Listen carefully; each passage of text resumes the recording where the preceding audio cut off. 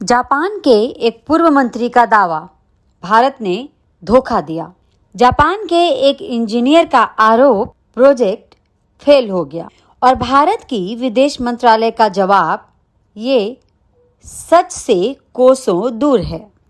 तो आखिर सच है क्या? क्या Mumbai Ahmedabad bullet train project में भारत और जापान के बीच सच में दरार आ गई है? आइए आज पूरी कहानी समझते हैं। पहले जानते हैं कि विवाद शुरू कहां से हुआ। जापान की सत्तारूढ़ लिबरल डेमोक्रेटिक पार्टी के पूर्व नेता और पूर्व न्याय मंत्री हिदेकी माकिहारा ने सोशल मीडिया पर एक पोस्ट डाली। उन्होंने आरोप लगाया कि बुलेट ट्रेन प्रोजेक्ट में जो देरी हुई है, उसकी वजह पूरी तरह भारतीय पक्ष है।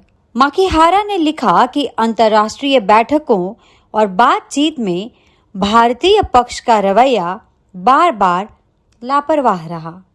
उन्होंने यहाँ तक कहा कि भारतीय अधिकारियों ने बातचीत के दौरान बार बार अपनी प्रतिबद्धताएं नहीं निभाईं और सिर्फ स्वार्थ को प्राथमिकता दी। सबसे बड़ी बात, उन्होंने ये भी दावा किया कि जापान की प्रधानमंत्री सनाए ताकाइची की हाल की भारत यात्रा भी इस प्रोजेक्ट में कोई नई रफ्तार नहीं ला पाई। ये माकिहारा की व्यक्तिगत राय है, कोई आधिकारिक जापानी सरकारी बयान नहीं। ये फर्क समझना बहुत जरूरी है। इस पोस्ट के तुरंत बाद भारत का विदेश मंत्रालय हरकत में आ गया। विदेश मंत्रालय के प्रवक्ता रणधीर जायसवाल ने प्रेस ब्रीफिंग में साफ शब्दों में जवाब दिया कि हमने ये पोस्ट देखी है। ये एक व्यक्तिगत राय है और तथ्यों से काफी अलग। Mumbai Ahmedabad high speed rail पर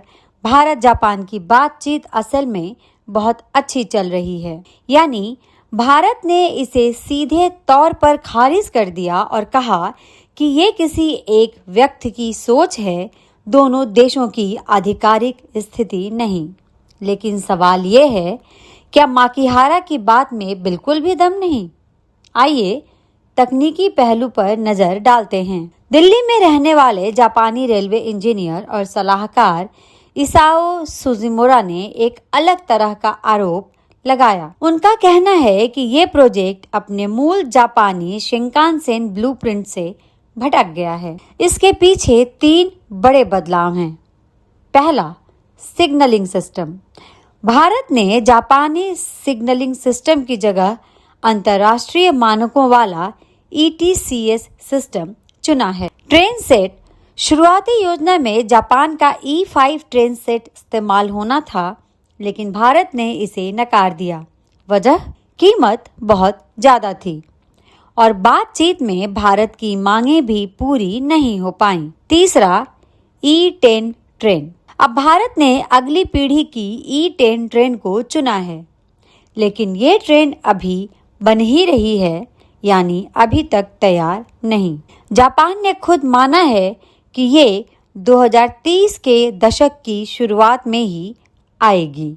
तो सवाल उठता है, जब जापानी ट्रेन 2027 तक तैयार ही नहीं होगी, तो पहला सेक्शन कैसे शुरू होगा? भारत का समाधान क्या है? यहीं पर भारत सरकार की सफाई आती है। MEA प्रवक्ता जायसवाल ने बताया कि दोनों देशों ने मिलकर तय किया कि E10 ट्रेन का इंतजार करने के बजाय 2027 में पहला सेक्शन एक भारतीय हाई स्पीड ट्रेन से शुरू किया जाएगा। यानी ये कोई एक तरफा भारतीय फैसला नहीं, बल्कि दोनों पक्षों की सहमति से लिया गया कदम बताया जा रहा है। तमाम विवादों के बावजूद एक बात साफ है, Mumbai Ahmedabad bullet train corridor पर निर्माण कार्य तेजी से आगे बढ़ रहा है और पहला सेक्शन 2027 में शुरू होने का लक्ष्य रखा गया है। जमीन अधिग्रहण और राजनीतिक बदलावों के चलते ये प्रोजेक्ट सालों पहले देरी का शिकार हुआ था। ये किसी से छिपा नहीं, लेकिन सरकार का दावा है कि अब यह प्रोजेक्ट अपनी तय समय सीमा के मुताबिक आगे बढ़ रहा है। तो क्या ये सिर्फ एक पूर्व मंत्री की निराशा है, या फिर भारत जापान की तकनीकी साझेदारी में सच में कोई गहरी दरार है? ये तो वक्त ही बताएगा, खासकर जब 2027 नजदीक आएगा और असली टेस्ट रन शुरू होंगे। वीडियो पसंद आया हो तो लाइक करें, चैनल को सब्सक्राइब करें और बेल आइकन दबाना न भूलें, क्योंकि भारत जापान की ये कहानी अभी खत्म नहीं हुई है।